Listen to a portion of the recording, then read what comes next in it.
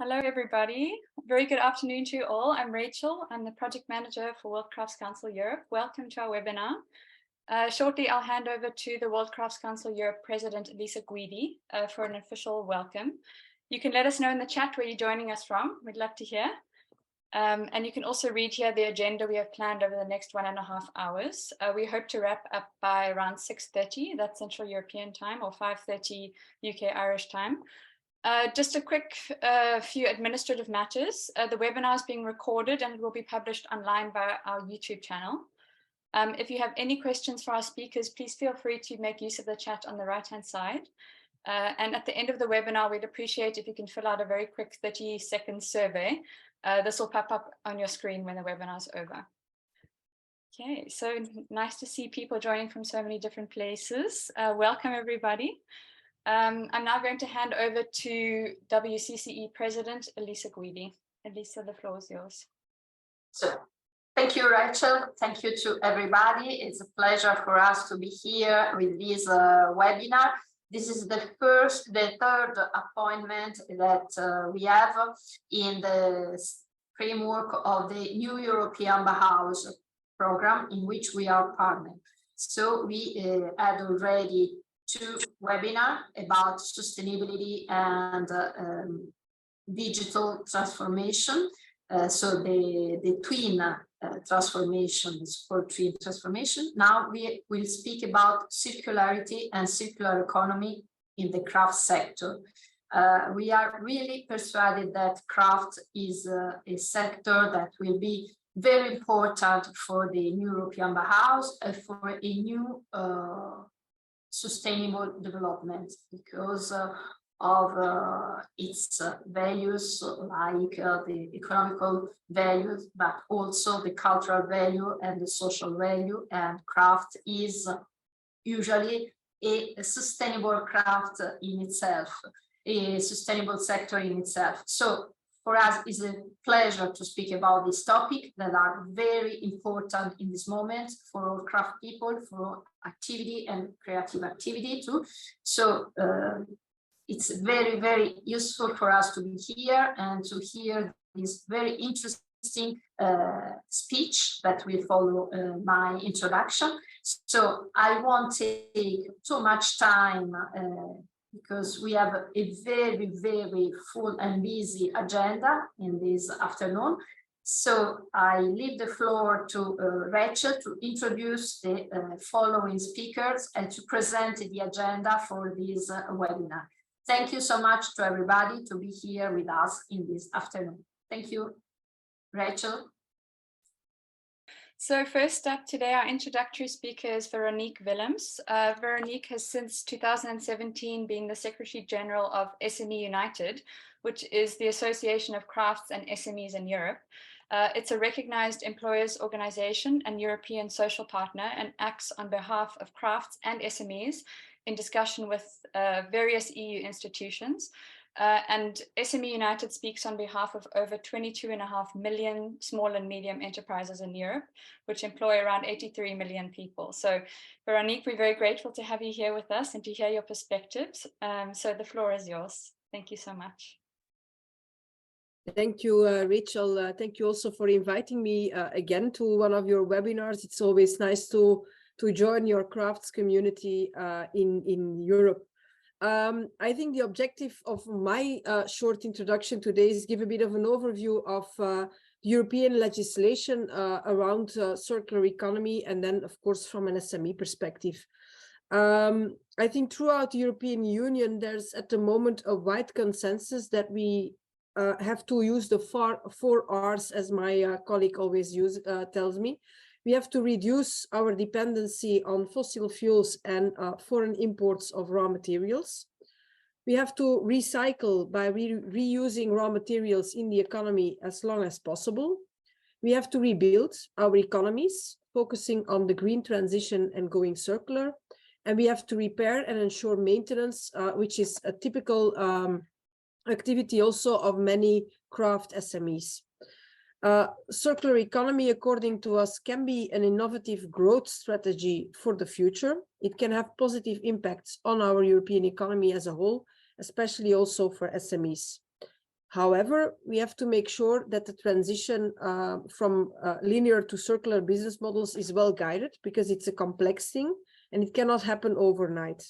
So we need to make sure that we have, on the one hand, an enabling legal framework supporting crafts and SMEs, and on the other hand, also a facilitating environment at national and European and regional level to help them through this change.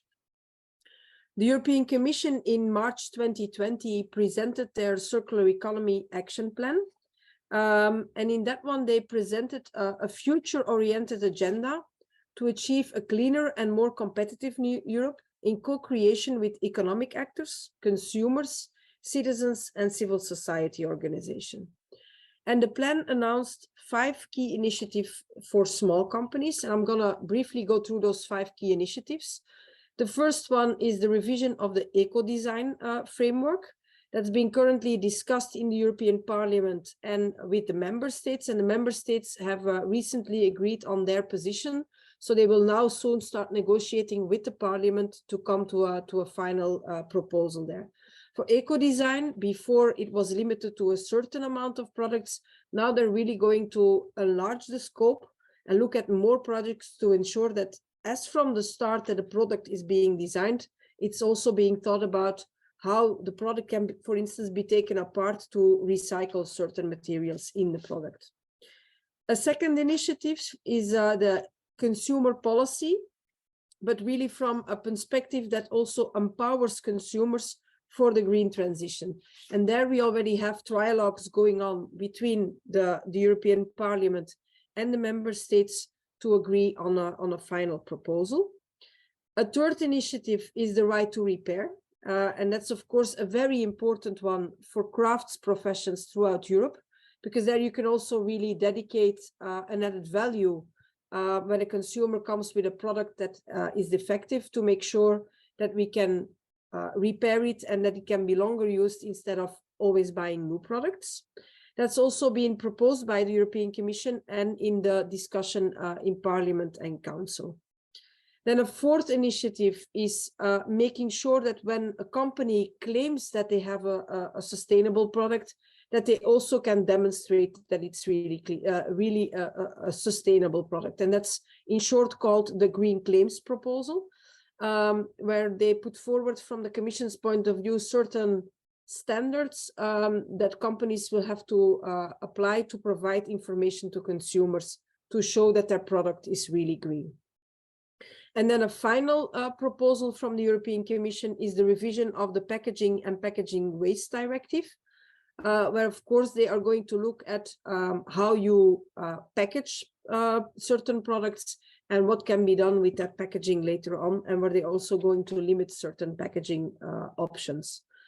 Other initiatives that are less specifically in our frame, but certainly also very important, is the green public procurement and making sure that public procurement by authorities also becomes greener. Circular electronics, linked to that also the common charger for mobile phones, which you probably have heard of because it was a huge debate also in the European arena. The batteries, sustainable mobility, making sure that especially also in cities and urban regions, there is sustainable mobility. Microplastics, a very hot topic as well, especially if you link it to oceans, but where the Commission is also really looking at how they can reduce the number of microplastics. Sustainable textile, I've seen that that's also on the agenda further on, making sure that we recycle textile, that we don't have overproduction of textiles, and so on and so on. Looking at construction products and then also chemicals, which I think is less relevant here today. So the Commission has delivered on most of these initiatives already, which is also important because they are now entering into the last year of their mandate. So legislative proposals will be able to be discussed until somewhere end of February, beginning of March of next year. And then they will all turn into campaign mode for the European elections. As you know, we will have European elections in the weekend of 9th of June 2024.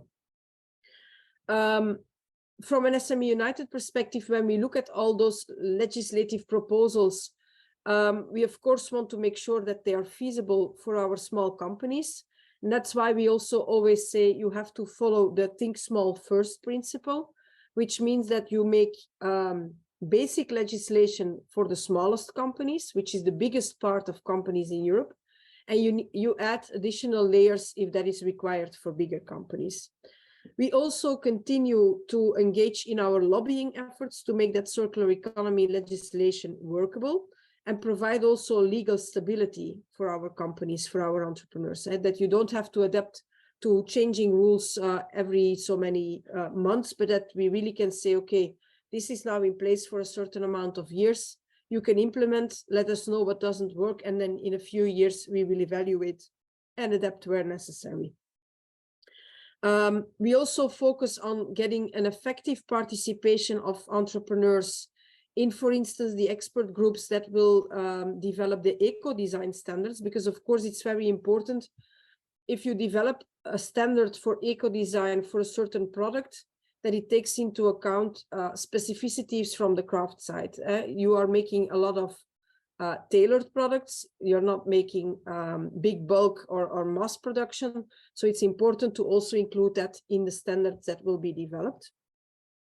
We also strengthen the role of independent repairers. If you want to really develop a business as a repair person, you need to be able to count on spare parts provided by the initial producers. You need to be able to have access to technical information. And that's something that we want to ensure when we are lobbying on the repair and the right to repair legislative proposal. We want to guarantee access to raw materials and recycled materials at fair price, and also with a clear standard on what can be used when. We want to make sure that you have access to finance and technical assistance to remodel your business models from a linear to a circular business model, if you haven't already done so, of course. And we also aim to keep the administrative burdens as low as possible. Next to that, we are, of course, also looking at that facilitating environment, making sure that skilled staff is available if you want to hire people to do the repair work, for instance, or if you want to hire people to develop your crafts business. So skills development is an important aspect. We also make sure that the standards are SME friendly. And that's what I mentioned before. For instance, for the eco design, making sure that they take into account tailored products. And for that, we also have a cooperation with Small Business Standards, which is an organization at European level, raising awareness among SMEs on the importance of standards, how important it is to also be able to, for instance, export to other countries, and also making sure that we make SMEs get to the table. And for that, we have also a specific financing scheme for experts who participate in the development of standards, for instance. I would like to conclude with a sentence from Commission President von der Leyen, who called the European Green Deal Europe's man on the moon moment. And for that, it's our responsibility as SMEunited, or co-responsibility at least, to make sure that the tickets for that journey are affordable for everybody, and especially for our crafts and entrepreneurs in Europe. If you want to know more, we can certainly get you more information afterwards. Feel free to check out our website, SMEunited.eu. We make sure that we lobby at European level to shape Europe for SMEs. Thank you.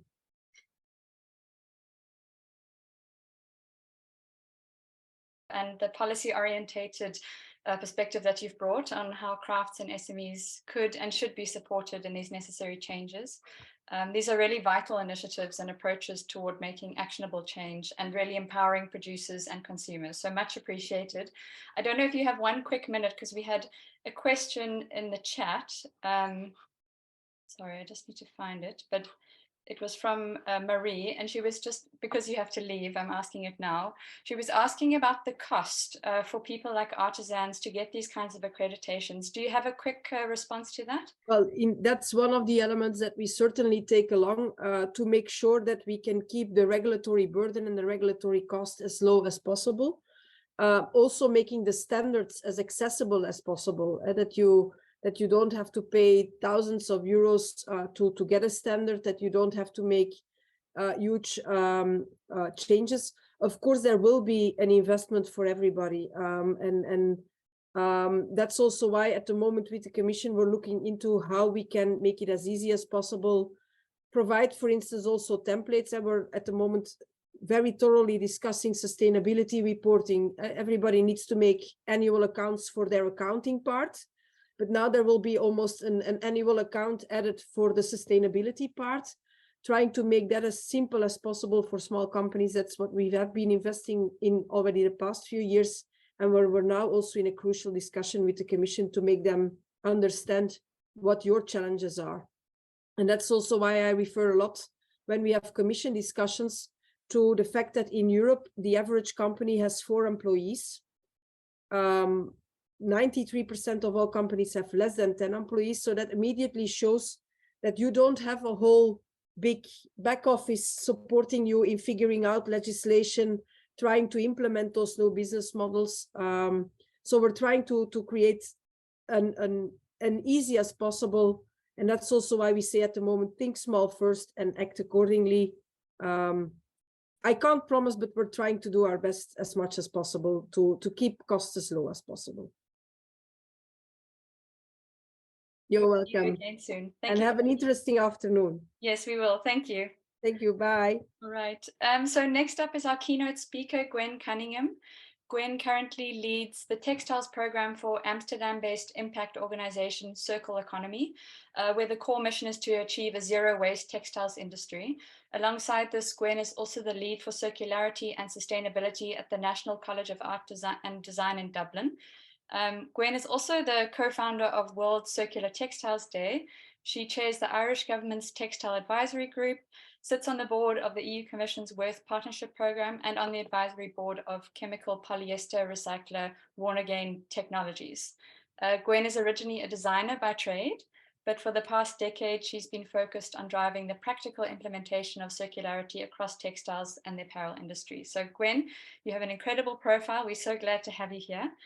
The floor is yours. Please go ahead. Thank you. Thank you so much, Rachel. I was going to start with an introduction, but you've done that for me. Thank you for that. So yes, always kind of wearing these two hats. On one hand, working very closely with education to really try and embed this topic of circularity into the skills development that's happening, you know, especially at a university level. And that's happening at the moment with the National College of Art and Design in Dublin in Ireland, but then also working hand in hand with industry. And the work that I do there is largely with Circular Economy, where I lead their textiles program, and Circular Economy are based in Amsterdam, but working globally to try and shift the way we design, produce, consume, use, and dispose of products. And textiles is my big interest. So you'll see textiles come back again in what I share with you today, but I hope that I can also paint kind of a broader picture of, let's say, the urgency behind moving to a circular economy and the role that design and craft plays in that, in my opinion and in my experience. But maybe just to start, I want to start with this word, scarcity. Something that's kind of been on my mind a lot recently is this connection between scarcity and how we perceive value. So scarcity, when something is scarce, when it's in short supply. And what's interesting to me is how this effect of scarcity tends to drive our perception of value. So to give a really simple but interesting example, in 1975, there was a piece of research done which was all about cookies in a jar. So 3 researchers and one psychologist conducted this experiment whereby a group of women, a few hundred women, were asked to rate the value and attractiveness of cookies in a jar. One jar had 10 cookies in it, and the other jar had 2 cookies in it. And even though the jars and the cookies were identical, the study participants valued the cookies in the near empty jar more. And this has since been replicated many, many times with similar results. And essentially what the group concluded was this correlation between scarcity and value. And they said that, you know, why do we equate scarcity with value? And they concluded three things. They said that less of a product means that others must love and buy it. So you're making an assumption, I suppose, about the desirability, the quality of the product, just by the fact that it's scarce, that someone has already gotten there before you did. Scarcity causes us to focus more on the product. So I don't have 10 cookies to contend with, but I'm looking at these 2 cookies and they all of a sudden look extra delicious to me. And the more abundant something is, the less we want it. So I just want to kind of put that there as a drop, a point of conversation, and see then how that might play out when we look at the world today. As Rachel said, my own background is in design, specifically textiles and apparel design, but it's been a long time since I've been really active, you could say, in that space in terms of making stuff. Because it was quite early on in my career that I have to admit I fell out of love with the industry. And I had a little bit of an existential crisis, which I think is quite common actually today with makers, whereby, you know, you're entering into this field and then you come to realize the impact of the industry and the kind of the juxtaposition or the challenge of being someone who produces things. And when I was in that point of evaluating what I was doing and how I was going to spend my time and my career, it was a very simple kind of sketch actually that gave me clarity. This was a sketch I did in the back of a napkin when I was trying to figure out what exactly was causing this disenchantment, this feeling of disconnection I was having with me and my craft and me and my making. And it was this realization that everything that I was putting my blood, my sweat, my tears into would inevitably move through this process of design, production, sale, life, that beautiful moment when someone uses and loves what you've created, and then eventual death, what I call death back then, which is this end of use or end of life stage of a value chain. And around that time, I was working for a designer in the Netherlands, and her studio was in a huge building that had this massive neon sign on the front of it that read Van alles is weer waardeloos. Maybe there's some Dutch people in the call. I hope I didn't butcher that translation or that pronunciation, but this saying means essentially that everything is worthless again.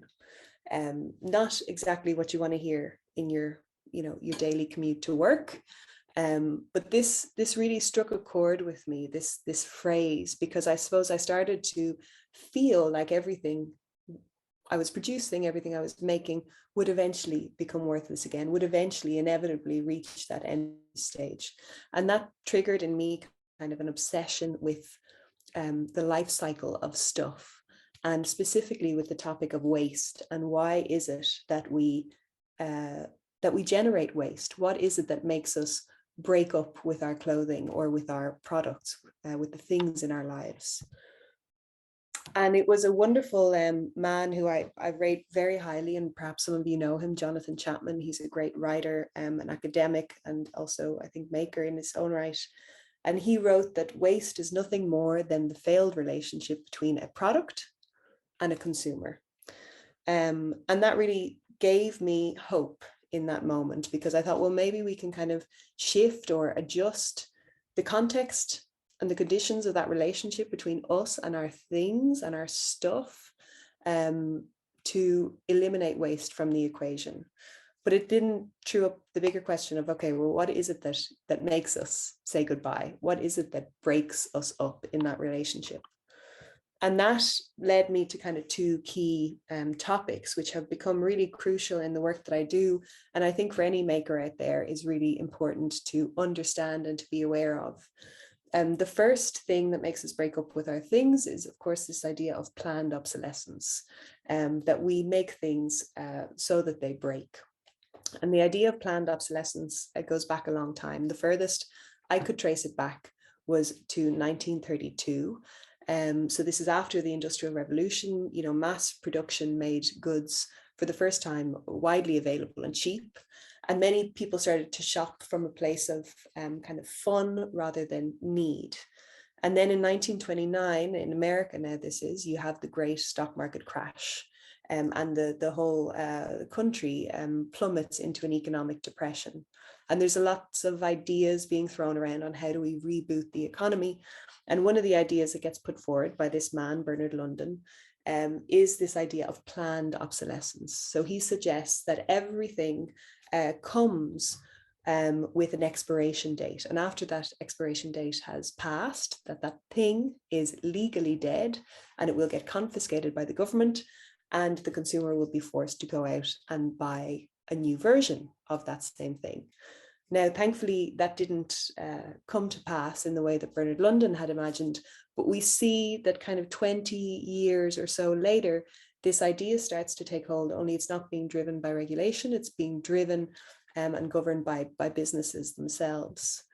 So maybe a really good and kind of clear example of this is the example of the nylon stocking. You know, the legend has it, and this is a testament to it, this video, that back in the 50s, there was quite some innovation in nylon. And one of the things that were developed was essentially a thread or a fiber that was indestructible, that could pull a car, that could swing a weight, and that would not tear. And the story goes that this was tested with the wives of the engineers, and of course, everyone concluded this is wonderful, I would buy this product.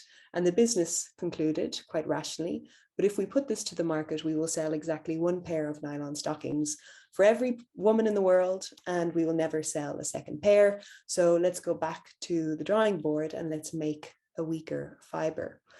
And this is largely still part and parcel of our daily lives. Hopefully regulation, especially within the EU context, is going to make this type of scenario impossible down the line. But by and large, many of the things, despite our technological advancement, many of the things in our lives are becoming less and less durable over time rather than more and more durable. The second thing that makes us fall out of love is much more of a psychological trick. And this is the idea of perceived obsolescence. So this is that voice in your head that tells you that something is, you know, basically not fit to be used or worn anymore, not because it's not functional anymore, but because it's not desirable anymore. And specifically in my field, in the field of fashion and textiles, we really drive and we thrive on this idea of perceived obsolescence, that something is either in or out, or hot or not. And it's a very dangerous game, because it has been proved that once you get into this space, you can very quickly move into hyper consumption. This is something called the Diderot effect in kind of consumer psychology. And these two things together, perceived obsolescence and planned obsolescence, together they are really this dangerous cocktail, I always say, that really gets us drunk on stuff. And they come together in a big way in the 1950s. And it's perfectly captured in the cover of this magazine, 1955. The title of this magazine edition was Throwaway Living. And you see the pure joy and exuberance and happiness in the faces of this family as they essentially dispose of many temporary products that are made from very valuable resources, obviously. And it signals kind of a key shift that's happening away from growth to meet an actual demand towards growth for growth's sake.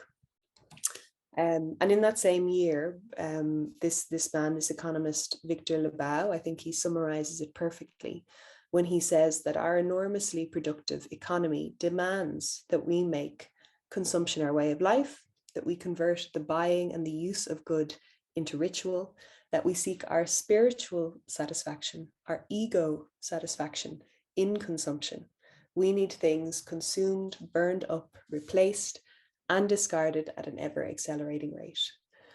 And what I love about this sentence is that it makes clear that this is not the laws of nature. This is not how we are destined to operate on this planet. This is really the way that we have designed the system to work. And therefore, it can be adjusted.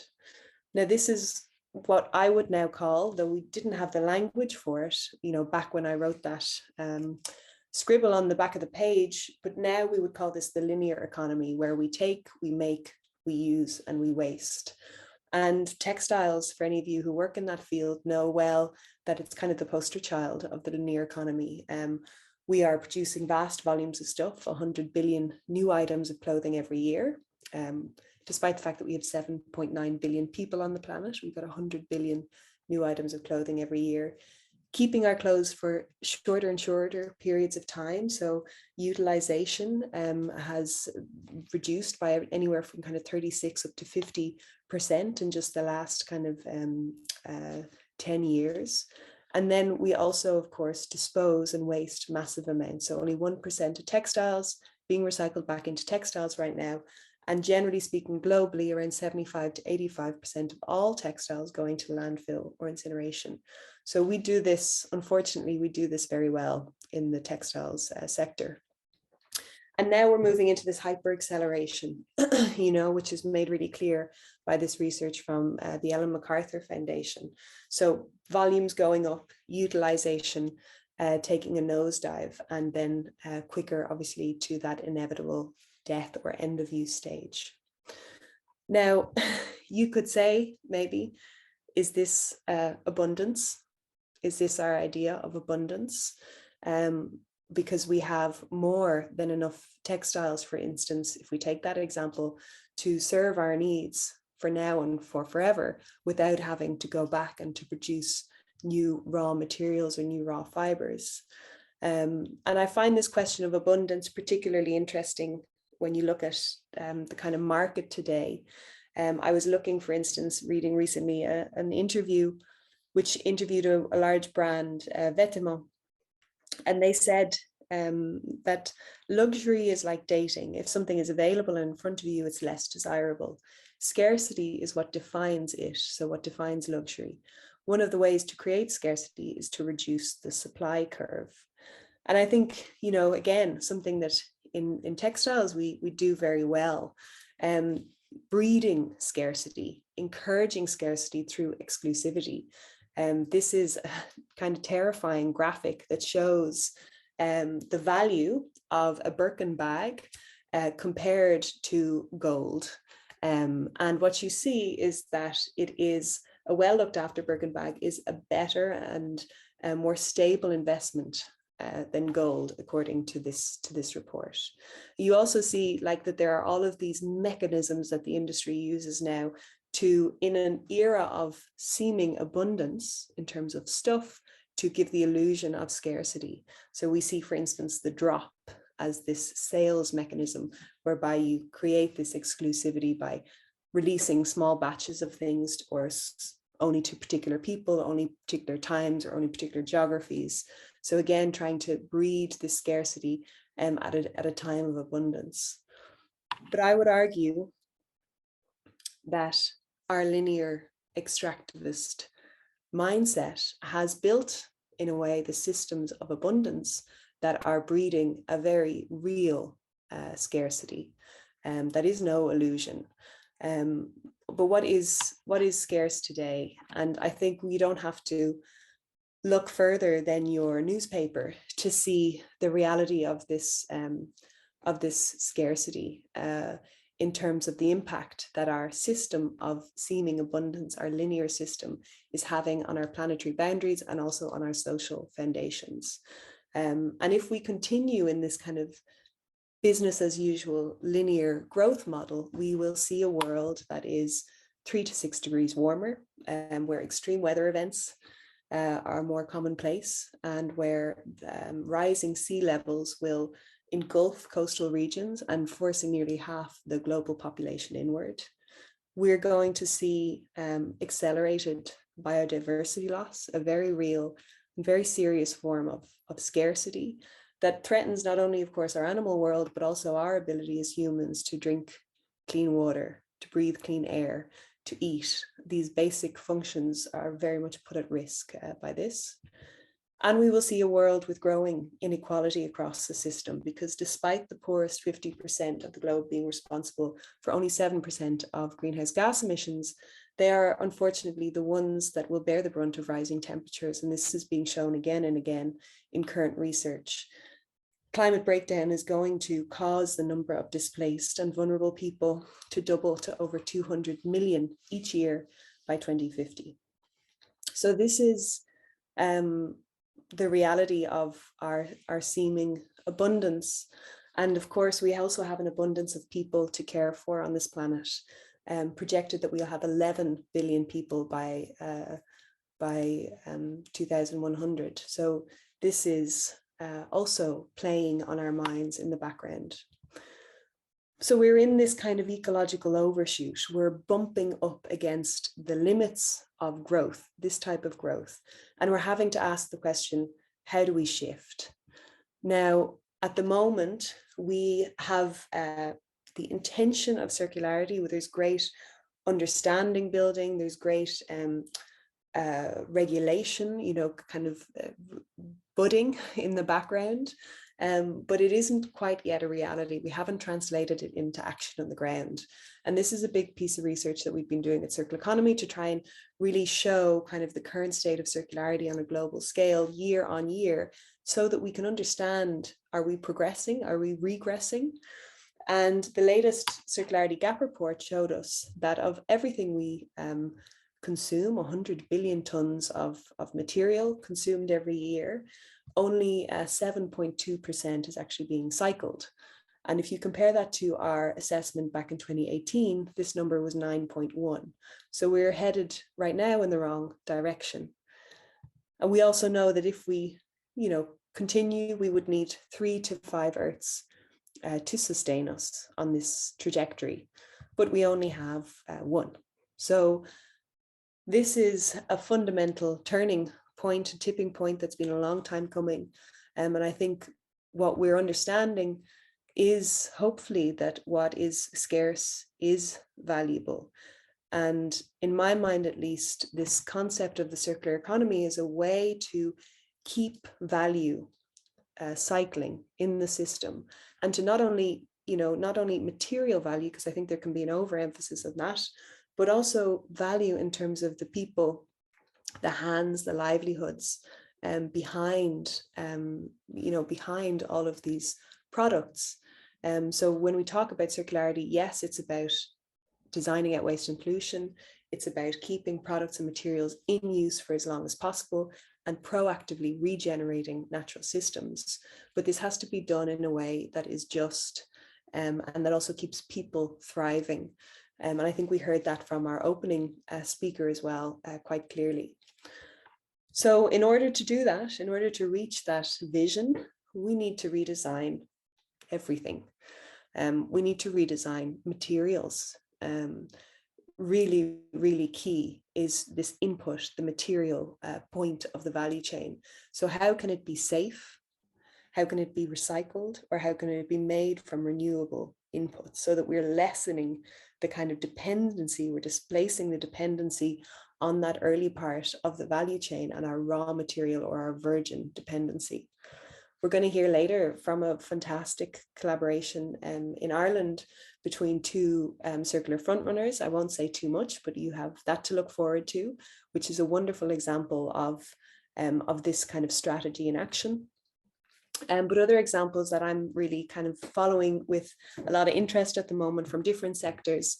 One is All Day Goods, a fantastic, a small company that make these really high crafted knives using waste as their input material for the handle. And they do this in collaboration with larger companies, which I find very interesting. So this is a recent partnership with Maldron Salt taking those plastic waste buckets that really are used within kind of kitchens, large scale kitchens, and using that as their feedstock for this new product that they put to market.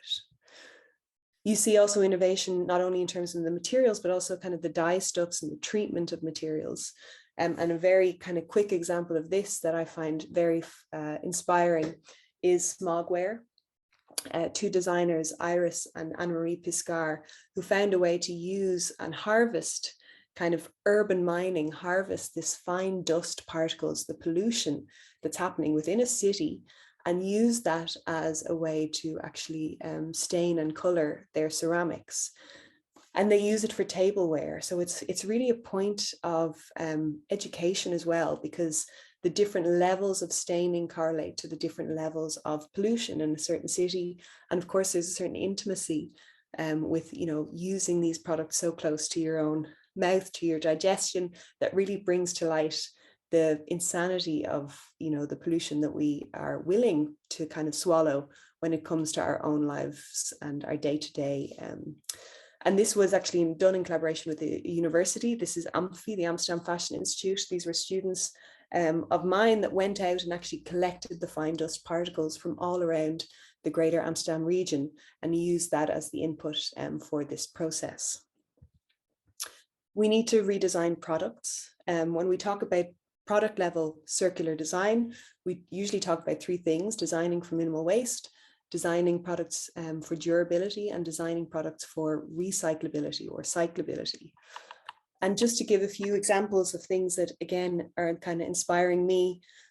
One is more of a jewelry case. Torofu Architects, I hope I do them justice. They're a Japanese firm looking at how we can create products that are durable. But one of the challenges with durability, and I'm sure some of you can relate to this, is when you make something that's meant to be kept forever, there's a risk that still, because of that consumer desire for constant newness, which is hard to quench, that even though the product is perfectly usable, that the relationship and the newness is not there enough to keep the consumer interested, to keep them engaged. And so one of the kind of key strategies when we talk about designing for durability is this idea of emotional durability, and how do you make products that respond, react, change over time, and keep exciting that flame with the user. And this is a pair of wedding bands that they've designed, whereby when you purchase it in the first instance, it's silver. As time goes on, as your marriage progresses, slowly over time, the gold reveals itself to you, and it becomes more beautiful with time rather than less beautiful or tarnished with time. A similar initiative by Stefan Auberg, who works with the same idea of emotional durability, but more looking at it from a co-creation perspective. So again, part of the kind of thinking is, once we're engaged in the act of making, that we have this emotional connection with the product, which hopefully will lead to a longer use time, a longer life cycle. And so he not only sells these beautiful carpets, but when you buy them, you actually get a shaver. Is that what it's called? A razor. And it's up to you to design, to be that last step in the design process and actually be that final point of making. So I find this to be a really curious example. And then when it comes to design for cyclability, it's about thinking of your product beyond the point of sale. How can it be easily repaired, resold, recycled at eventual end of life? And how do you, knowing those potential routes, design it differently from the outset? And one of the brilliant examples in this space I always find is pack bags. They are a Dutch organization, very much inspired by Taiwanese basket weaving, but creating these products whereby essentially it's entirely built for disassembly, and all of the component parts can be swapped out for style or for functional purposes, and also are created using a similar kind of mono material for ease of recycling as well. And lastly, but not leastly, systems. We need to redesign the systems. I always say that it's not enough that we design materials and products for circularity, because they're only circular kind of in theory, unless we actually have the system to enable them to have a long life, to enable them to be repaired, reused, recycled. And so as designers, I think we need to also take control of the system that our products operate in. A beautiful example of systems design alongside product design is Sana Visser. She's a designer and researcher based out of the UK, and she's been really pushing out the boat with this idea of material innovation using hair as the base. So she collaborates and tests what's possible with hair that's collected from hairdressers. Huge amount of hair, as you can imagine, being disposed, and it's very keratin rich material, incredibly strong if it could be used in the right way. So she's developed a series of products to show the kind of potential, but side by side with that, she's really looking at the actual system to collect and sort hair. What would that look like? And that has led to a whole other host of product development, like what you see on the left-hand side, from chairs to particular types of jackets or kind of blankets that you put over yourself when you're getting your hair cut, different ways of segregating different hair types as a hairdresser, and also the kind of the business case and the business model behind it. So I find this to be a really interesting one. Another is Hout van je Stad. Again, I apologize for my translation or my pronunciation. An initiative which is really with the collaboration with the city of Amsterdam, whereby the trees that are either felled on purpose because of particular issues, or that really come down through storms and different weather events, these are in collaboration with local makers being translated and transformed into household products like cutting boards, but also like these high-end tables. So there's this kind of unlikely allyship and partnership between the city and between these makers to make sure that the materials find a good use. And what's really beautiful about this is I own one of these cutting boards. There's a QR code and I can see exactly what tree it came from, where on the map, when it came down and why. So what storm it was it Storm Eugene or Storm Sandra? And that kind of storytelling aspect as well. And last, very last but not least, Hulekes, a brilliant example of someone who is using post-consumer garments as their input material, and with natural dyes over dyeing them and putting them back as kind of a high-end product on the market. But what I find most interesting about him is the system that he's building in the back end. So he's started something called a recovery studio, which works specifically with people who have mental or psychological issues like burnout or anxiety or depression, loneliness, or other causes, and really helping them to reintegrate back into the workforce through this slow form of making, and helping them by giving them the space to recover at their own pace. So another example of keeping materials and people functioning at their highest potential. And last, education. We need to redesign education. And this is, I suppose, a large part of what we're trying to do in Ireland at the moment at the National College of Art and Design. We ran a program last year with a number of companies to train up and to reskill or upskill kind of the existing companies in the market that have an interest in this topic of circularity. And now very happy to announce that just last week, we launched a master's in circular design. So this is very exciting for us. It's one of the first in the world, and it's definitely the first in Ireland. And if you want to know more, we will definitely make sure that that link maybe drops into the chat in a minute.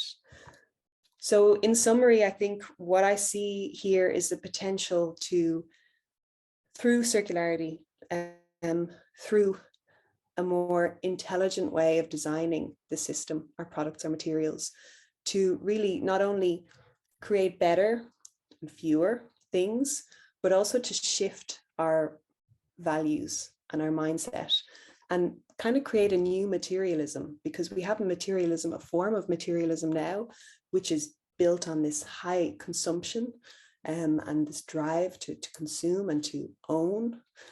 But maybe it's about shifting to this respect and this reverence of materials and building these systems to keep those materials in use for as long as possible. And essentially moving from that mantra of everything is worthless again towards a mantra of everything is valuable again. So thank you so much. I hope that was a good opener for the rest of the day, and look forward to seeing conversations and comments in the chat. you told of a design system of built-in and perceived obsolescence has already shown us so clearly that waste is a decision and it's not an accident. And the decision to change or adapt this needs to come from us too. You've also shown us how craft has huge potential in generating and inspiring these kinds of adaptations. We really appreciate the fantastic work and the advocacy that you're doing. So thank you for joining us today. We'd like to hear some more of these positive stories. If you're doing anything circular based, please feel free to share it in the chat. We'd love to see it. So next up, we have Helen O'Shea. Helen is the first of 3 craft stories, which we will be presenting in the context of this topic of circularity. Helen is an artist who works with materials such as plastic, reinterpreting resourcefulness and how we can look at reuse and how this can be integrated into craft and artistic practices. Helen, the floor is yours. Thank you so much. Thank you very much. And it is great to be here. I'll just share my screen here now. Can you see that? Yes, we can see it. If you can just put in full screen. Thank you. Okay. Okay. Cool. Okay, so thank you very much for that introduction, and thank you for the invite to be here. Well, what great speakers beforehand. I hope to, I'll just follow straight in. I'm a textile artist from Cork here in Ireland, and I work with waste plastics. And this piece here is an example of my current work. What I'm going to do is I'm going to show you some of my previous work and how I came to this work. This is linen, which I worked with, and it's kind of layers of linen, and I've dyed it and then washed out the dye, hand stitched it, added other fabric. So I was mimicking nature and the actions that happen when a beach is being built, and that was my intention for it. And I'm very interested in the physical landscape. And in 2015, I had an opportunity to go to Iceland to do a residency there. And my intention was to see all the landscape and the volcanoes and just experience that. But when I came home, people were asking me, you know, what was it like? And what I started talking about was how I really noticed how things were valued in Iceland. I stayed in Blundus, which is at the mouth of a river, and this is an aerial shot of an island that was in the river.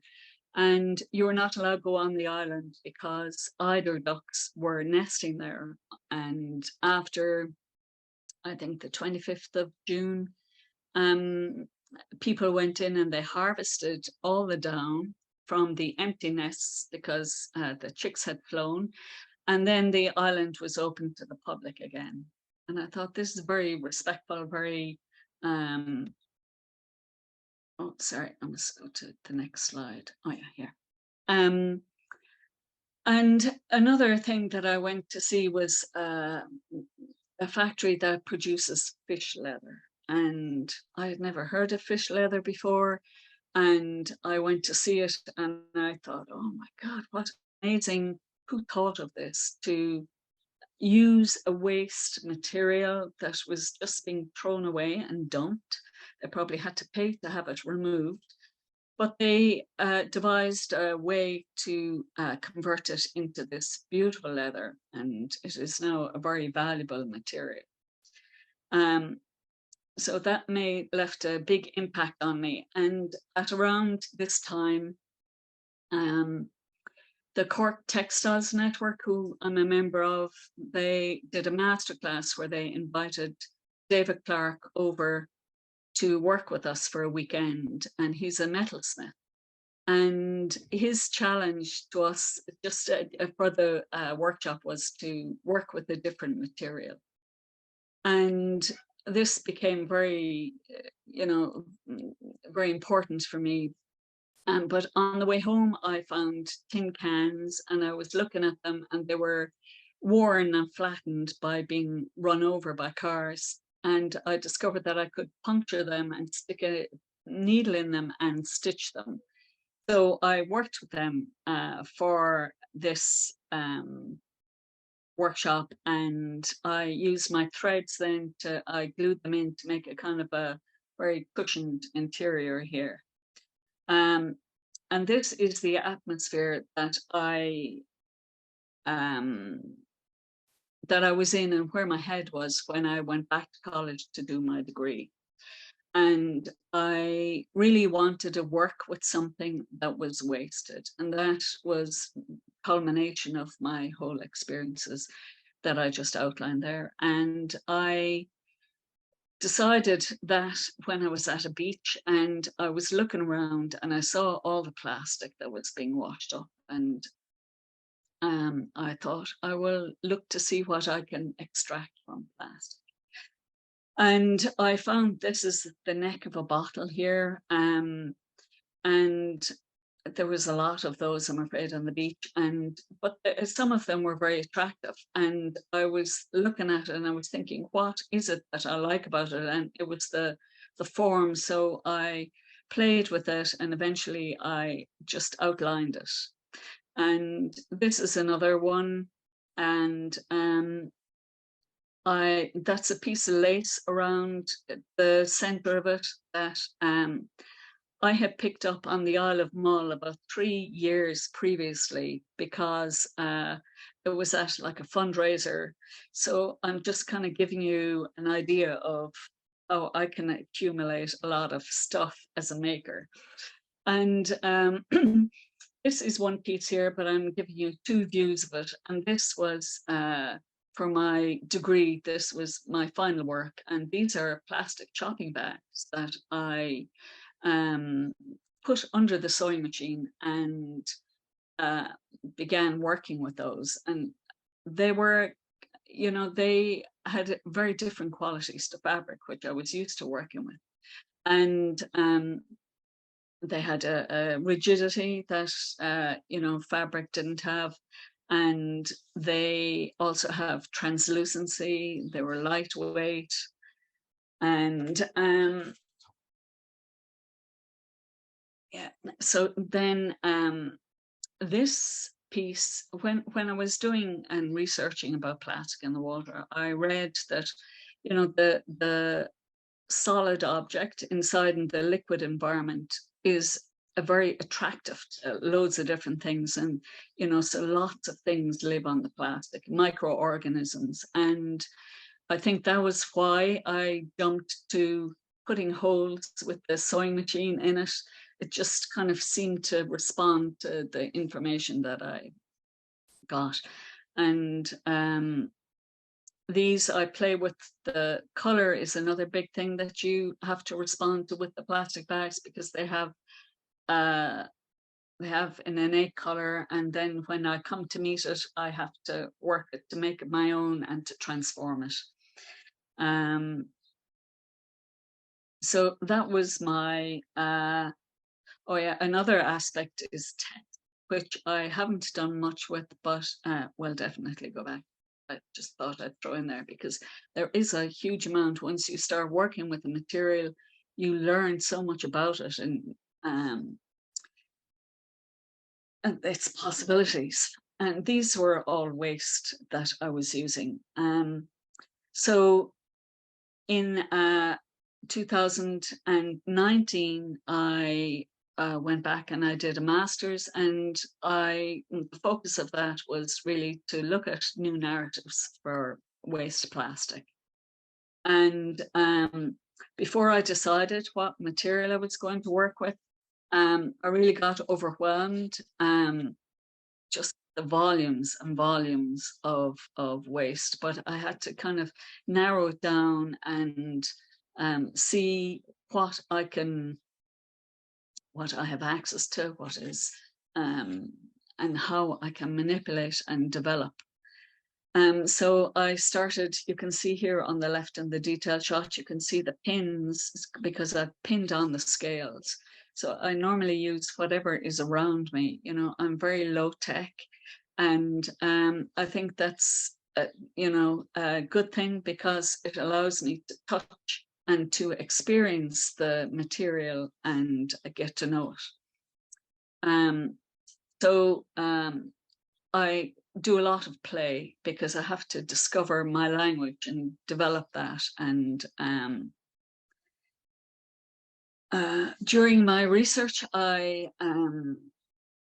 read a huge amount, and just in Gwen's talk there, I explored nylon and the origins of nylon and the depression and obsolescence, and you know, very harrowing that you know, we did that deliberately. But this Gay Hawkins, she talks about how the durability of plastic is ignored by commercial companies, you know, and Joanne Zelenska, the personal versus the industrial responsibility. And while I pondered these ideas, you know, I began to focus and try to see what I could contribute. And I learned to work well within parameters. And I discovered I really like that because the material has had another life, and I'm looking at how I can work with that and develop something new and bring it to life in a stimulating way. So I decided to throw in some images of my studio, and you can see there's a lot of accumulation. And Ciao. sorry. And these are just images of my studio in the backwater here in Cork City. And just to show that, you know, it does take a lot of time spent with the material to transform it to something else. If you want to see more of my work in more detail, I have a good website and Instagram. So thank you very much, and I look forward to the rest of the evening. For that sound, somebody's mic was on. But Helen, thank you for sharing your work and practice with us. It was very inspiring and really allows us to rethink what we term waste and rather think of it as a resource, in the way that you create these incredible sculptural pieces out of something that you could just find on the beach. We recently exhibited Helen's work at Revelación, which is an international biennale of craft and creation, and the public was really fascinated and mesmerized by Helen's work. So thank you so much for sharing and joining us today. All right, we're running a little bit behind schedule, as you may notice, but next up we have Pilar Ureña. Pilar is an innovative maker who investigates manual textile techniques that are used with the residues of banana plantations. She's based in the Canary Islands, and she has a fascinating story to tell us. So Pilar, the floor is yours. Thank you. Hello, my English is not very good, so I am going to keep my camera off and I'm going to read. I am going to share my presentation. Thank you. So, here I am. My name is Pilar Ureña Escariz, and I live in the Canary Island. What I have in my hand is the byproduct of banana cultivation, the raw material of my handicraft work. I am going to tell you a little about the cultivation of the banana tree, which is very laborious and mainly done by hand. This is the banana tree, the family.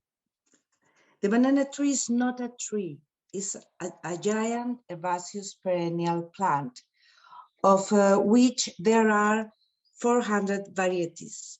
The leaves grow in an spiral at the rate of 1 leaf per week, forming a kind of a stem, the mother plant. After 9 months, Like a woman pregnancy, the flower is born, and from the flower, the fruit. Around the mother plant, shoots of new plants are born, but only one is preserved to ensure the next production. The bunch of bananas is cut. The mother plant is also cut so that the daughter plant can grow. This means that for every ton of fruit, 4 tons of vegetable waste is produced. The Canary Islands are the main banana producer in Europe and produce 400,000 tons of bananas and 1.5 million tons of vegetable waste annually. In the past, the remains of the stems were used to tie climbing vegetables in crops such as tomatoes, cucumbers, peppers, and also to make baskets. However, these practices were abandoned years ago. Today, plastic ropes are used and banana basketry is practically extinct. In the last 20 years, there have been institutional attempts to industrially reuse these residues. However, there is currently no business linked to the reuse of this waste. Okay, my textile project continues the artisanal process of cultivation. I recycle 2 parts of the plant with different uses and characteristics.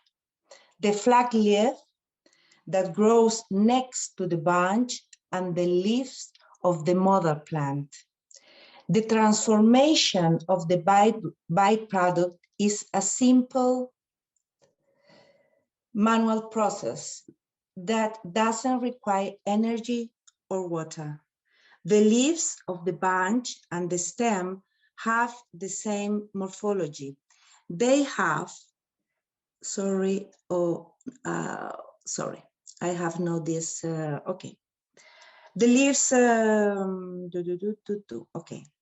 The leaves of the bunch and the stem have the same morphology. They have 3 layers that resemble corrugated cardboard.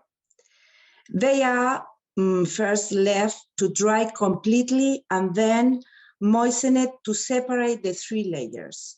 The outer layers are made into thread or ribbon by tearing with a needle.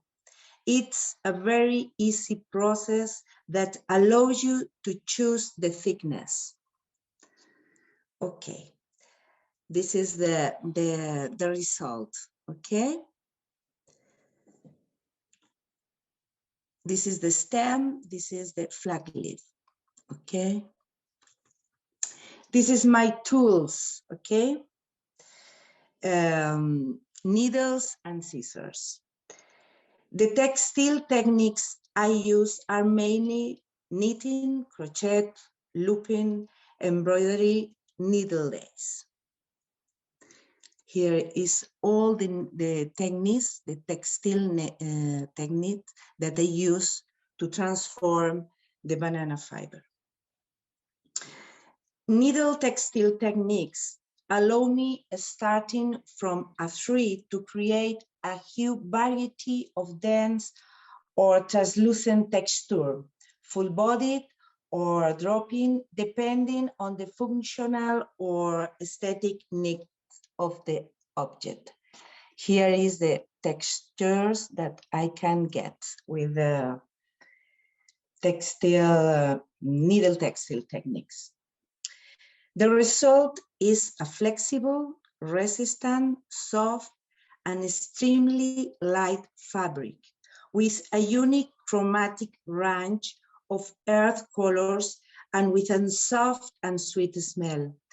This fabric has a high durability and its conservation, like any natural material, requires nutrition with some cream when for the weather reason it dries, such as skin or leather. With this variety of texture of organic and natural aesthetic, I have developed interior design products and fashion accessories. Lamps, big lamps, okay. Here you can see large lamps woven on a very light metal structure. This is possible because fiber very wise, yeah. It's very light. They can also see a lamp woven with the needle lace technique that has no structure. The fact that facilitates its transport. This is exterior panels in Cabo Verde, and it's in front of the sea with to the south, and here is. The lightness, softness, and strength of the fiber are important qualities for application to bags and earrings. Here are some examples. Okay, this is in the Fashion Week of Madrid, the last September. Okay, the leaves of the stem are stiffer and thicker. They cannot be woven, but are very suitable for basketry techniques. At the moment, I have a great demand to teach artisanal techniques for the reuse of these byproducts. I think this is a positive sign of people's interest in the circular economy. People want to learn to work with their hands, to reuse local byproducts and produce their own products. I highlight this training. I highlight a training for unemployment people that I am currently giving for the Department of Local Development of Arucas, a town where bananas are the main crop. This training is oriented to the creation of a cooperative dedicated to the realization of products with banana byproducts. Finally, I would like to tell you how other business linked to the banana cultivation are organically emerging. Museo del Plátano, Banana Museum. Tourism is the main economic sector in the Canary Islands, and business linked to banana cultivation are emerging. This is the case of the Banana Museum of Gran Canaria, that has adapted its space to receive visitors interested in knowing how it is produced, this fruit. We are collaborating with the activities that are offered, showing the process of reuse of the banana tree, and it's also the place where I continue the investigation of the textile potential with 30 different varieties of banana tree. And this is all for the moment. Thank you very much for your attention. Muchas gracias. Thank you, Pilar.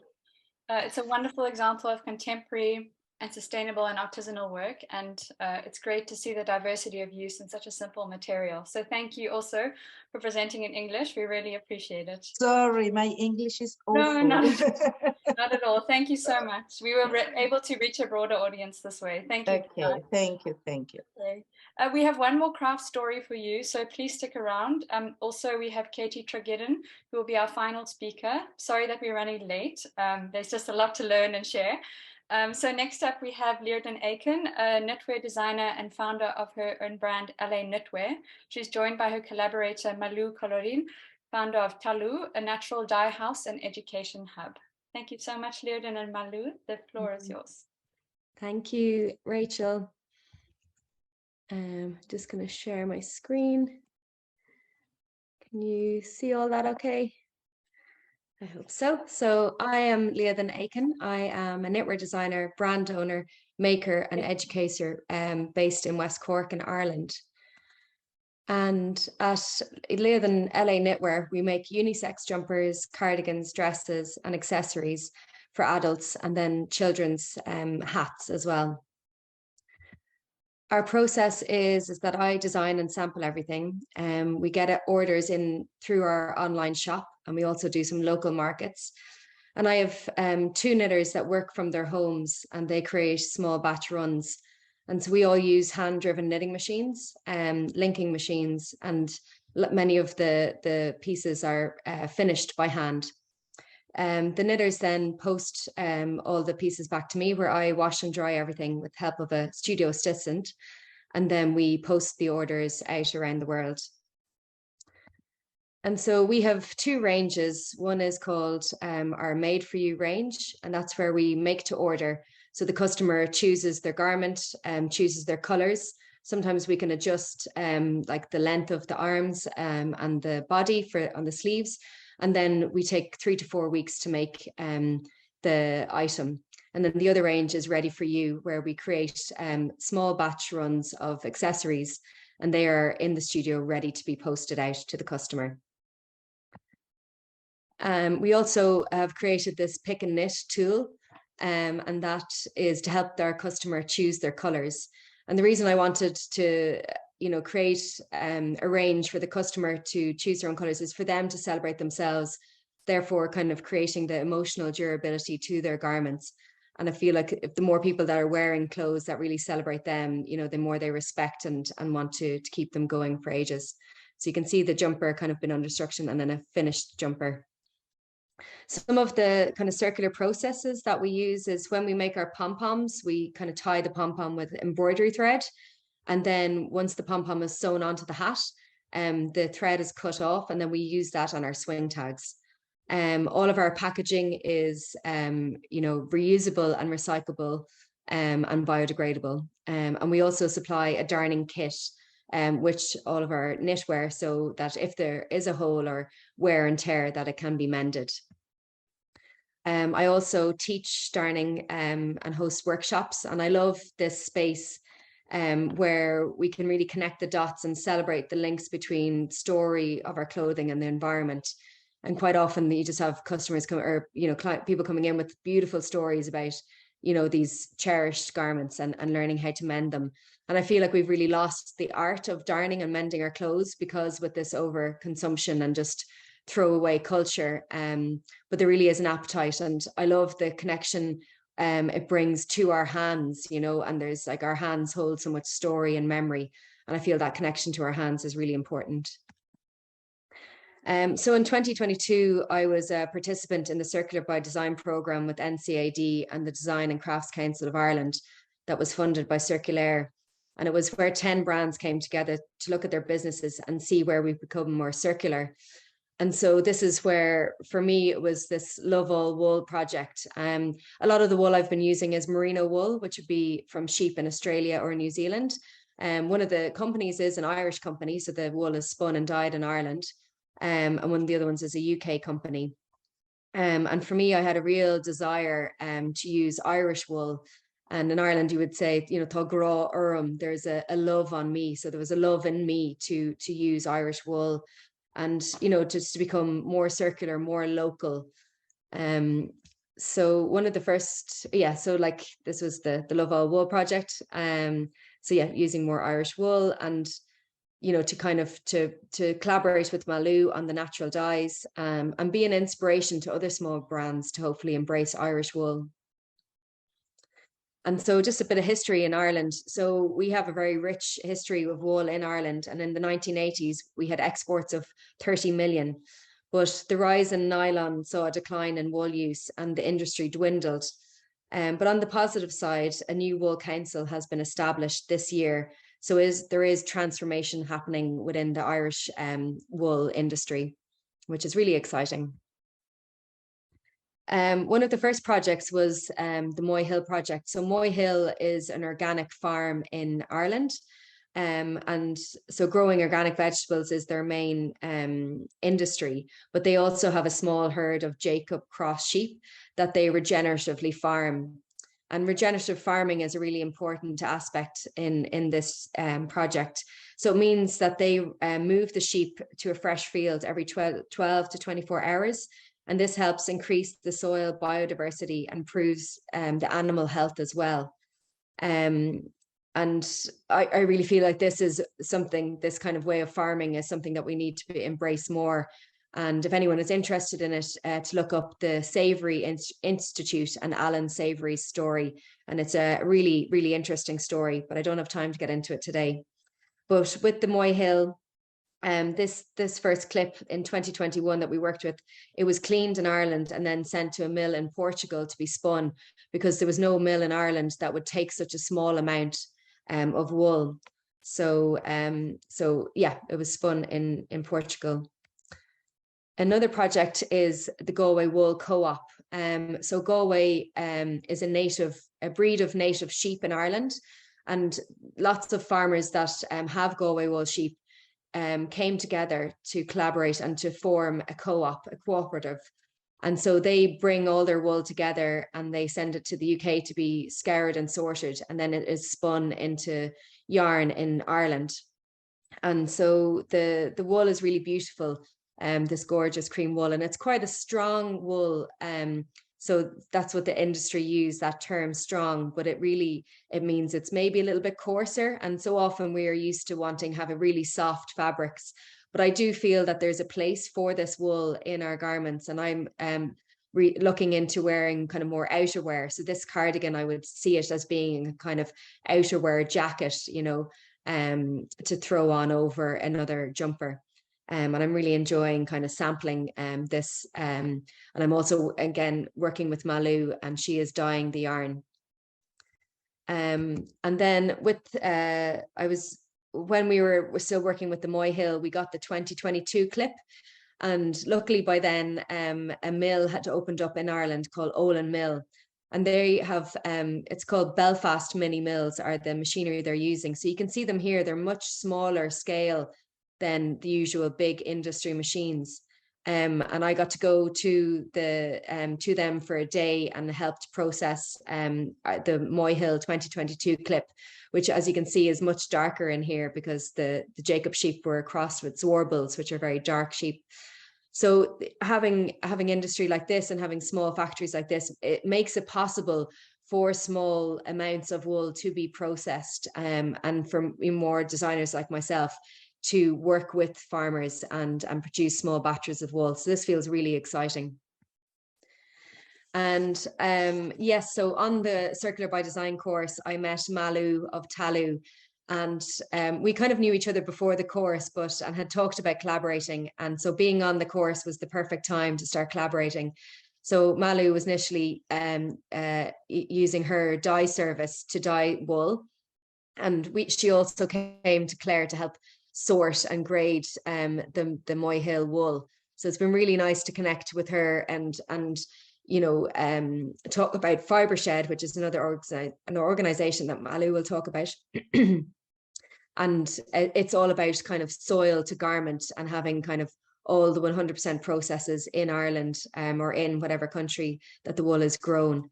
And that's something that myself and Malú are working on together. And we're also working on a full collaboration where we're doing tie-dye garments. And I will hand over to Malú, and she will talk about her work for a wee minute. Yeah, so I guess that leads into where I come in. So I'm Malú Colorín, I'm the founder of Talú. We are a natural dye house and an educational hub, and we help slow fashion lovers keep their clothes in play for longer. So basically we do this through natural dye services. So I offer natural dye services for individuals, but also for brands such as Liadain. We do this through workshops as well, natural dyeing workshops, and offering natural dyed textile goods. Yeah, next slide, please, Liadain.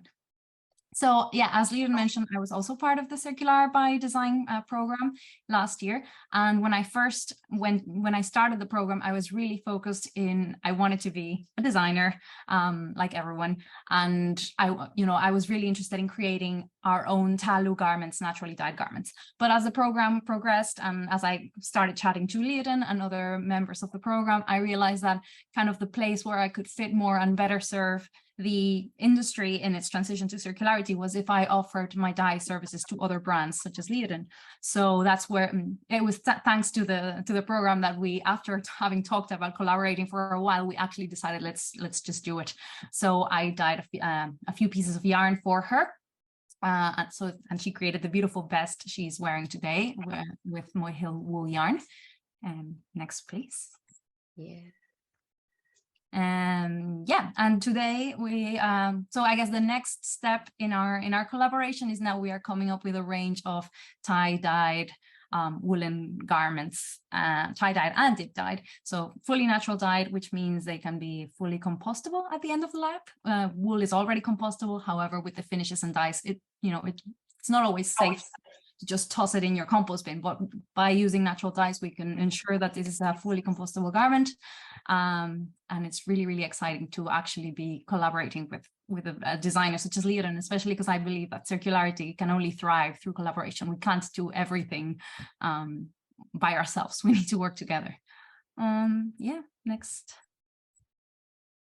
And yeah, I guess I just want to speak a little bit about Fibreshed Ireland, which is an organization that Liadain and myself, along with other people, we are part of the member board of directors.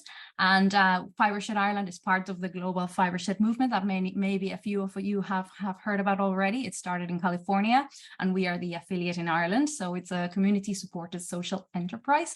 And basically our role is to build networks between anyone in the textile sector. So whether it is farmers growing fiber, all the way to processors, designers, brands, and final consumer, to create a textile system based on local fiber, local dyes, and local labor. So basically our program, the collaboration that Liadain are doing really reflects Liadain and the farmers she has worked with already. And now I've come in as well, really reflects the Fibreshed ethos of working locally and collaborating between different stakeholders in the local textile industry, especially if it's done regeneratively, such as Mohill, the vest that Liadain is wearing. So yeah. Thanks, Malú. And just to finish up, so what do I feel is the transformation potential in the craft sector? And for me, it is about story and connection, and my role in sharing this with my customers and my community. And this journey to work with Irish grown wool has transformed me and connected me with the everyday lives of the farmers, the sheep, of all the processes, of what it takes to run these businesses and to keep these skills alive. The beauty of natural dyes and the beauty of collaboration, of encouraging each other, and what we're doing is really small, but it's grassroots, and it feels so good to put on this jumper and to know each step it took to create this. And if we can keep sharing these stories and these projects, I hope they will grow into bigger projects and become legends. And, for me, a lot of the thing is when you're a small business is, I don't really want to grow. I just want to do what I do really well. And I want to encourage more small people to do similar things to me and to make whatever weird, beautiful version of craft that they want to make. And I think we need more and more of that. So thanks very much. Thank you. Absolutely brilliant, Liadain and Malú. Thank you so much. Thanks for presenting the work you're doing. They're both very fine examples of more sustainable and ethical production techniques, so much appreciated. We are late, as I keep saying, but we have an incredible speaker up next, so I hope you can stick around. We're pleased to present Katie Treggiden. Katie is an author, journalist, and podcaster championing a circular approach to design. She's also the founder and director of Making Design Circular, and she has recently published a new book called Broken, Mending and Repair in a Throwaway World. We've been collaborating with Katie on an exciting new MOOC, which she will present. So Katie, the floor is yours. Thank you so much. Thank you very much, and thank you so much for those incredible presentations. My previous book was about things made from waste, and I wish I'd known about some of those projects when I wrote it. So that was really lovely. I have got some slides to share, so let me do that a moment. Just make them pop up. And then if we press present, I think those are hopefully now sharing. Amazing, thank you. So yes, I am with my Making Design Circular hat on in the process of creating a MOOC in collaboration with the World's Crafts Council Europe. So I'm guessing you've immediately got two questions: who am I and what the hell's a MOOC? So we will come on to those things before I dive in any further. I am Katie Treggiden, a journalist, author, podcaster, keynote speaker, and the founder and director of Making Design Circular. That's the work stuff.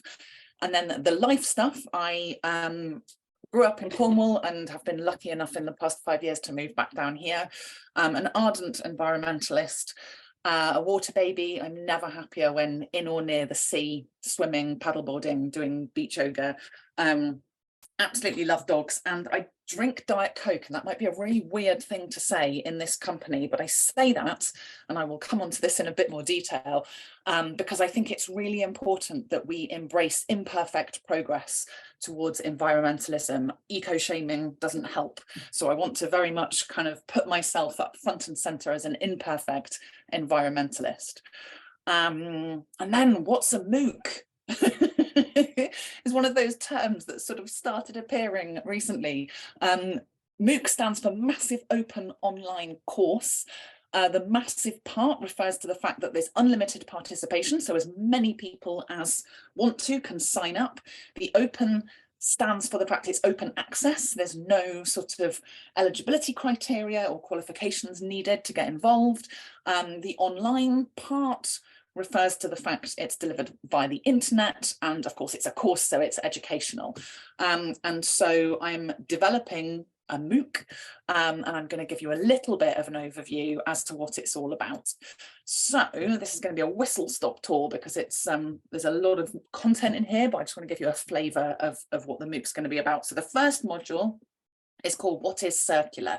And this is where we do kind of all the terminology. And I actually spend an awful lot of time talking about other things before I answer the question, what is circular? So we talk about the linear take, make, use, lose economy, why that's no longer working. And I think it's important to understand that there are economic and logistical reasons that's falling apart, as well as just environmental reasons. So we might very much want it to come to an end from an environmental perspective. It's likely to start coming to an end either way, which is quite reassuring. We look at the role of carbon in climate change, and the role of the linear economy in the amount of carbon we're producing. We look at donut economics and the idea of the sort of ecological ceiling and the social foundation.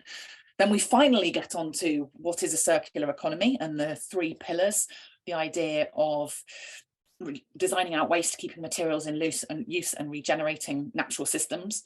We look at the two loops model of transition from the linear economy to the circular economy, because it's not going to be as simple as switching one off and kind of jumping to the other. There's a moment where the linear economy is declining and the circular economy is coming into being, and look at the various different roles people can play in both the decline of the linear economy and the growth of the circular economy. We look at the importance of a socially just transition, and why it's important to consider people and people who don't look like us, as well as planet. And finally, we look at why craft is inherently circular and how craftspeople are uniquely talented and skilled to lead this transition. So that is the first module. That is all the nitty-gritty, all the stuff you need to know, all the names, all the terminology, and then we get into the fun stuff. So module 2, 3, and 4 are all about getting circular, that process of moving from a linear to a circular economy. And they're much more about the kind of nuances, the complexities and the mindsets than they are about the very pragmatic how-to. And they're all based on the Making Design Circular framework. So this is the framework that underpins all the work I do. And in the module 2, we're looking at release. So that's absolve, liberate, and align. So we start, before we dive into that, the very heart of that framework and the transformation that I'm hoping people will have at the end of the programme is this idea of rewilding your creative practice so that you, your business and the planet can thrive. And I've chosen the word rewilding very deliberately. Of course, it's an ecological term that often involves reintroducing top predators. It involves this idea of regenerating natural systems, so moving away from sustainability being about doing less harm and towards the idea about actively doing good, it's about biodiversity, it's about natural abundance and all that good stuff, but it's also got another meaning, which I find particularly interesting in this space. So if you are someone who has been socialized as female, if you're someone who's part of a community or a group that's historically been marginalized, you might find you have grown up with a lot of shoulds, a lot of sort of, this is the way you should be running your business, this is the way you should be doing environmentalism. And I think environmentalism in particular is full of kind of judgment and eco-shaming. And when I say rewild, I want to get rid of all of that. I want us to reclaim our inner creative spirits. And by doing that, hopefully we create a situation where you and your business and the planet can all thrive, and those things are all feeding into each other rather than in competition with each other. So that's the sort of the overall transformation. And then, as I say, in module 2, we're looking at this idea of release. So absolve, liberate, and align. And I will touch on each of those very briefly. So absolve is the idea that the climate crisis is not your fault. I'm not suggesting by these images whose fault it might be, but it's definitely not craftspeople's fault. In fact, it probably could have been solved before most of you were even born. However, the kicker is, it is your responsibility. So we are probably the last generation who have an opportunity to do something about the climate crisis. And as creative people, I think we're uniquely skilled and talented to step up to this challenge. So there's some letting go of guilt and duty, and that's what the absolve bit is all about. And then there's stepping up to the excitement of this as a creative opportunity and a challenge. And then the next section is about liberate, and this is about liberating yourself from guilt and duty, but also from perfectionism. So I think we all understand in craft, and we embrace and we celebrate and we aim for the imperfections of the handmade, the imperfections of natural material. And yet when it comes to our sustainability journey, for some reason, we're all obsessed with getting it right first time. We're frightened of getting it wrong. And I really want to encourage you, and part of this course is about encouraging you to embrace progress over perfection and let go of this idea that we have to get sustainability right first time, because we won't. And then we move on to align. And align is about letting go of the idea that there is one right way to do environmentalism.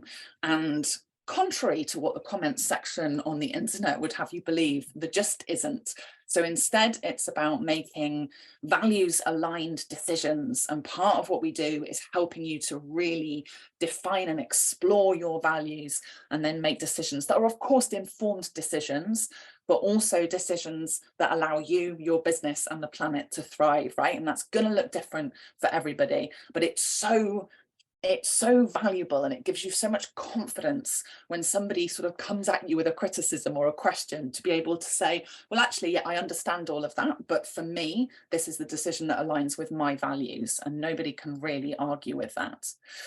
And then we get into module 3, which is getting circular still. So these middle 3 modules are all about getting circular, but specifically here, we're focusing on the idea of plant. So this is the top right circle of this little Venn diagram, and we're looking at believe, define, and play. So first of all, believe, and believe is about the idea that hope is an axe. And this is a quote from Rebecca Solnit's book, Hope in the Dark. And I think it's really important that when I talk about hope, and I sign off every email, stay curious, imperfect, and defiantly hopeful, you understand that I'm not talking about passive optimism. I'm not talking about this idea that, well, yeah, I'm sure it'll be all right.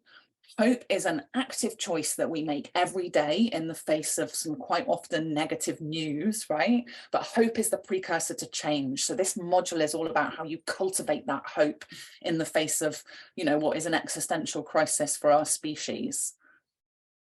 And the way we do that is by acknowledging and feeling those feelings of hopelessness, anger, powerlessness, fury, whatever they happen to be. So it's not about emotional bypassing. It's absolutely about acknowledging and holding space for those feelings, and then reconnecting with nature. And there's been some research, we've had research for a long time, that says that being in nature is good for our mental health. But I don't know if you've seen that TikTok meme of somebody striding through a field saying, going for a stupid walk in stupid nature for my stupid mental health. That helps. But if you really engage with nature and connect with nature, not only is that good for your mental health and well-being, it also correlates with positive environmental actions.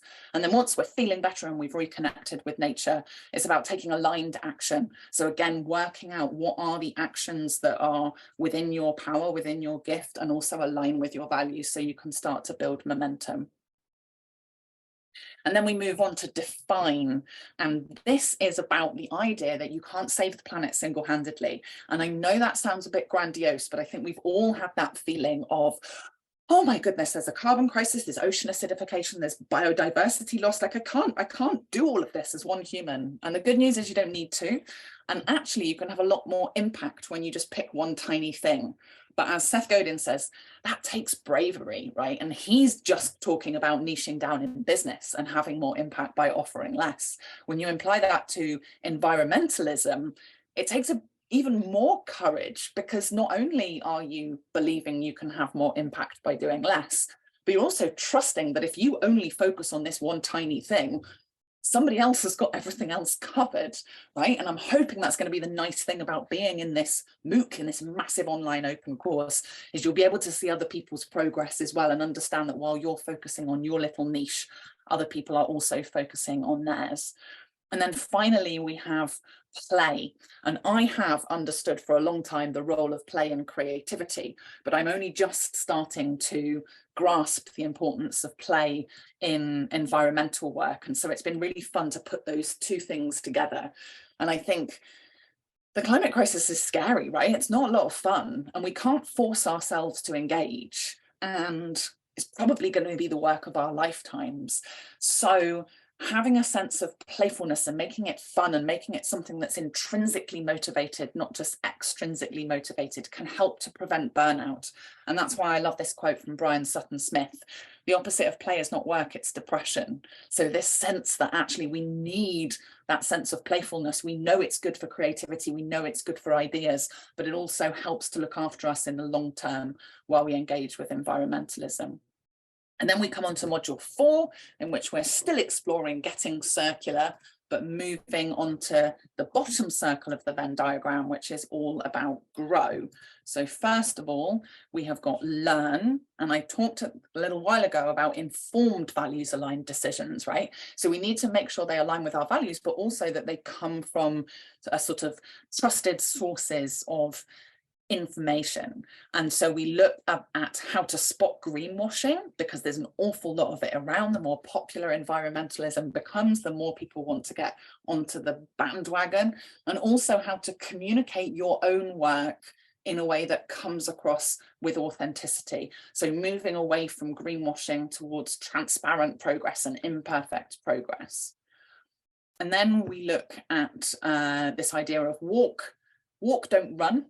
And so I love this idea that a journey of 1,000 miles starts with a single step, right? We haven't got to do all of environmentalism now. And I think there's this sense of, oh God, but I'm not doing that, so I can't talk about this. And so what I like to do, and what I have done, is laid out a 5-step path to sustainability. And you can work out whether you're an acorn, a seed, a sapling, a tree, or a forest. And then there are just a few steps between each of those. So you haven't got to do this whole journey at once. You can say, well, actually, I'm here. So right now I'm working on the steps to get to the next one. And if someone asks you about this, you can say, yeah, I know about that, but that's in my plan for, you know, the year after next. I'm moving there. And I also talk about the idea that when we do hard things, we often, the metaphor we use is climbing a mountain, right? It's a ton of work, and then we get to the top and there's a beautiful view. The metaphor I like to use for this, being someone who's from Cornwall, is walking the Cornish coastal path. Because sure, some of it's uphill, some of it's downhill, some of it's on the flat. So there's bits that are hard work, there are bits that are more fun. But anytime you choose to look up, there's an incredible view, and you'll meet some wonderful people along the way. So that is the metaphor I prefer. And then the final piece of the puzzle, and perhaps the most important, is nurture. And there's a wonderful quote I've come across recently, which is to take care of the environment, take care of the environmentalist. And this is the idea that your mind, your body, the people who are closest to you, your local community, your nearest environmental spaces, and the planet are all interconnected, and they have a ripple effect on each other. And you'll know if you're having a bad day, the other people in your home pick up on that, right? And it ripples all the way out.